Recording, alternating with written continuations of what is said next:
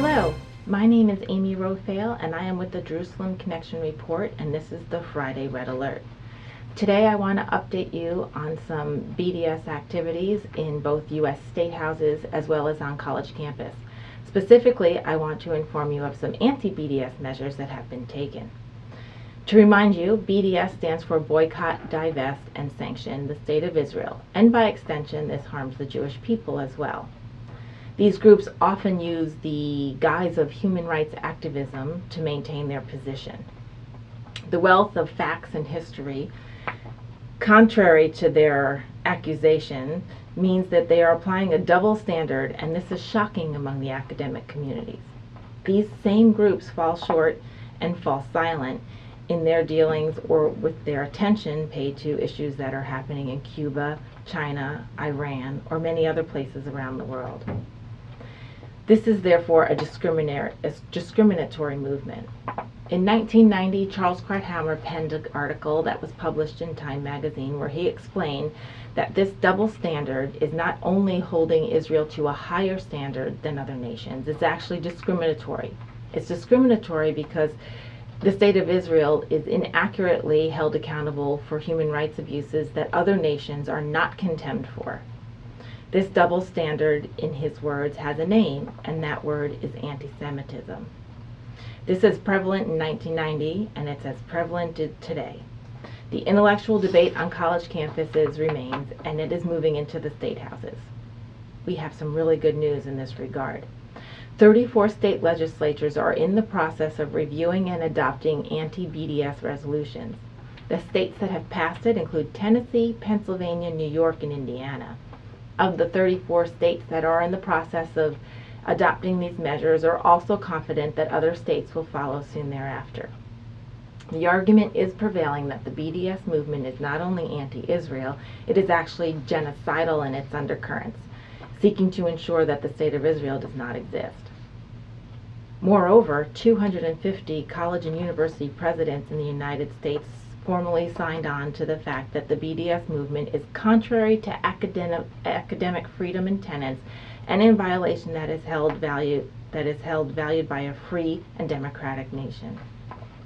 Nevertheless, 15 college student council groups have formally adopted BDS measures, and 15 are in the process of considering it. Unfortunately, these BDS movements use the guise and buzzwords of apartheid and occupation to gin up their base. These terms are not only inaccurately and unjustly applied to the State of Israel, they are an insult to people who have actually suffered under those conditions. South African Member of Parliament Kenneth Misho not only visited Israel to find the truth, he publicly proclaimed that using these terms in Israel are not only an insult to him personally, as he suffered under apartheid, it is both malicious and slanderous. The true goal of the BDS movement is actually to wipe Israel off the map, and many of its participants don't even realize this. No nation in the Middle East offers more protections and rights to its inhabitants, while also taking extraordinary measures to protect the inhabitants of neighboring nations while Israel is in a position of defending itself. No other nation is in constant defense of itself for its very survival as is the State of Israel. And no other nation is under such scrutiny while it's trying to protect itself.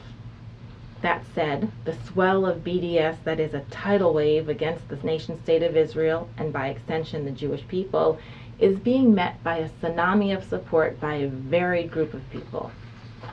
Jewish philanthropic groups, religious groups, and Christian organizations are all moving in solidarity to restore the reputation of the nation of Israel and espouse the truths of its contributions to the world. Both state houses and college campuses are finding that the BDS movements are being met with cogent, logical, and reasonable rebuttals. Groups such as Adam Millstone's Foundation, the Campus Maccabees, and others are working to support Jewish students on campus and combat the BDS movement with facts and information. At New York University this past year, they held an Israel Apartheid Week. In response, the Maccabees, with the attendance of Lady Gaga, had their own rally to espouse the truth of Israel and its human rights protections and its contributions to the world. Moreover, nonprofit Christian groups such as Proclaiming Justice to the World are working with state legislatures to prove that BDS is not only anti-Semitic, but anti-freedom, anti-truth, anti-human rights, and has no place on U.S. college campuses or in any U.S. institution. The truth must prevail, and human rights must be protected in that truth. Jews and Christians share many books of the Bible, including the Proverbs, valued by many cultures around the world. Proverbs 14:25 reminds us, "A truthful witness saves lives, but a false witness is deceitful." Shabbat Shalom until next Friday.